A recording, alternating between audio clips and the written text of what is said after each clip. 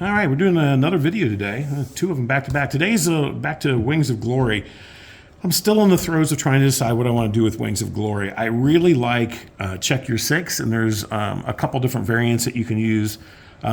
Canvas Eagles being one of them, being a direct variant of Blue Max.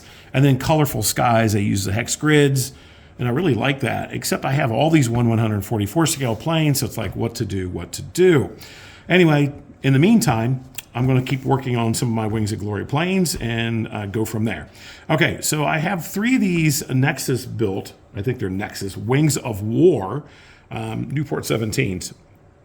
And I'd gotten all three of them probably through eBay over the last couple of years as I wanted to collect some 17s for the Lafayette Escadrille. That's what all three planes represent.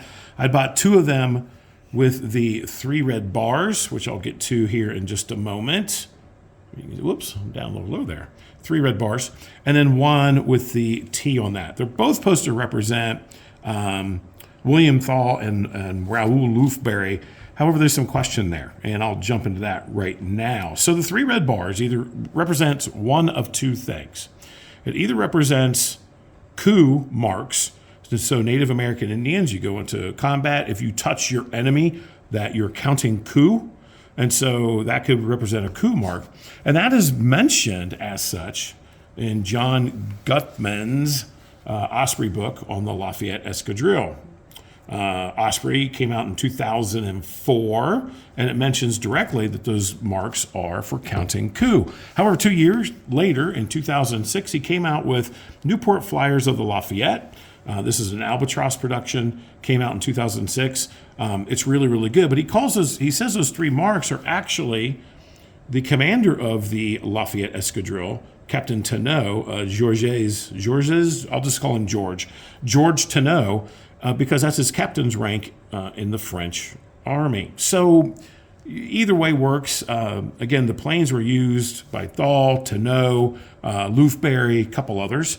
So it works in either way. This book I really love because it starts to show you some different Nieuports that you really didn't understand probably. This is a Nieuport 11. This is Victor Chapman's Nieuport 11.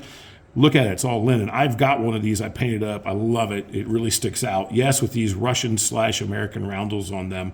And so this book really kind of got me into the differences in some of these Nieuport 11s. They're not just all green and brown or green and light brown and whatnot. There's some differences with some of them.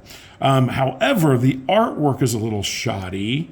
Actually, it's not terribly bad on the Nieuport 11s. But when you get to Nieuport 17s, and this is that Chapman Nieuport 11. Just love that thing. Really cool. So I have one of those I painted up. When you get to the Nieuport 17s, I also have a Rumsey Nieuport 11. But these are really, really, that's a 21 at the bottom. No, actually, that's a 17. There's also typos in here. And I know it's a 17 because of the headrest hump. This is a 21. Anyway, look how white they are. They're not silver. They're not that aluminum dope, which is unfortunate because they really should be. But the schemes themselves are really good. And this gives you a great history, particularly love this list, of who flew what Nieuport, what model of Nieuport.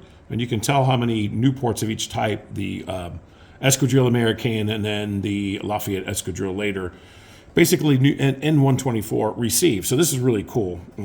Anyway, this is out of production. I was able to snag a copy for a good price. Anyway, so back to the tonneau. So that's the tonneau. So what I needed to do was come up with a scheme for the second plane with three red marks, and I needed to find a color that matched the fuselage of the existing planes. And so Dom of Dom's Decals put together a kind of a painting guide for the Lafayette Escadrille, which is really cool. And he suggested that you take 6 parts of Vallejo silver and 5 parts of natural steel, blend them together. They're metallic paints, so they're going to be thick. So I'd added a few drops of water. I wanted it a little thinner. And then you just paint over very lightly the 3 red marks, let it dry, put a second coat on, because you want thin coats, you don't want thick coats. And this worked out pretty well.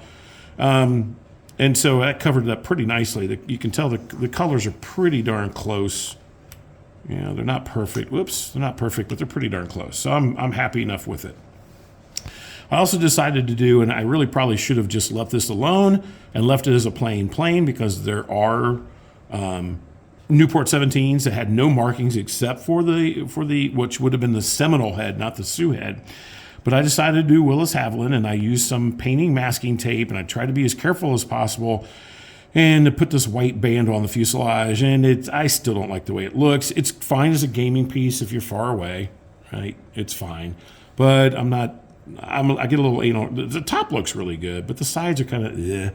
I also decided, because if you look at if you have one of these planes, if you take a look at the Seminole head that's on the side, they're really dark. They're almost like black and white decals. And so you really lose some of the color.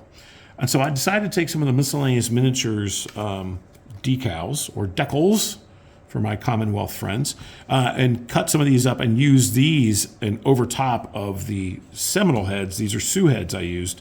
And it really did bring a lot more color to the plane. I'm really, really kind of very happy how these turned out. So you have to cut really closely on these, because this is one giant decal sheet. So you got to trim pretty closely. And so then I use a little Vallejo decal fix and then a little decal softener, because this really blends in any overhang that you have from the decal. It'll blend it in so you don't see it anymore. It kind of melts it into the plane. I don't know how to describe it without doing any damage, as you can tell here. What I cut is definitely larger than just what that Indian head is. What I cut is a little larger around that, but you can't tell that at all because of the decal softener. Works great. These planes also were a little chipped up in terms of at least the rudders. Some of the decals are flaking and whatnot. So I added color to the decals, some red, white, and blue to the rudders, and also did the edges, because the edges were all silver, because they slap a decal on each side of the rudder, and it doesn't cover the rudder completely. So I painted those all the way around and got that color variation in. Let's see, I think I covered everything. Oh, then I lied. I decided to then, I was going to put a coat of gloss varnish on it and then follow up with a coat of matte varnish. Well, I decided once I put the gloss on, I really liked the way it looked. It's super shiny, that is for sure, but it's not terribly different. Not terribly different than the bottom. The bottom's a little more flat for sure, but I really like what it did to the colors. It really brought out the red, white, and blue. These are little, not to say that the roundels on the bottom aren't great, they are, but it really brings out the colors a little bit more, that gloss did. And so I'm really happy with that. I'm just gonna leave those alone. Some other considerations here too are like the pegs. You see the pegs.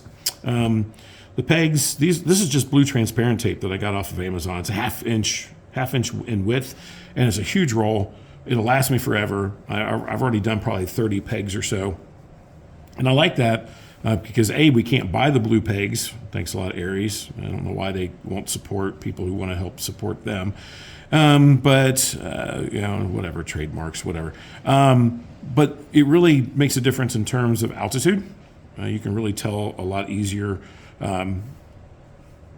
what height a plane might be. So there's my 3 Nieuport 17. It's Wings of Glory, now modified, slightly modified, and cleaned up a little bit, and making them look a little bit better. I hope to get these on the board. We're supposed to, the right flight's supposed to be gaming, and I had suggested we do some Bloody April stuff, which would be towards the end of the Nieuport 17 tenure.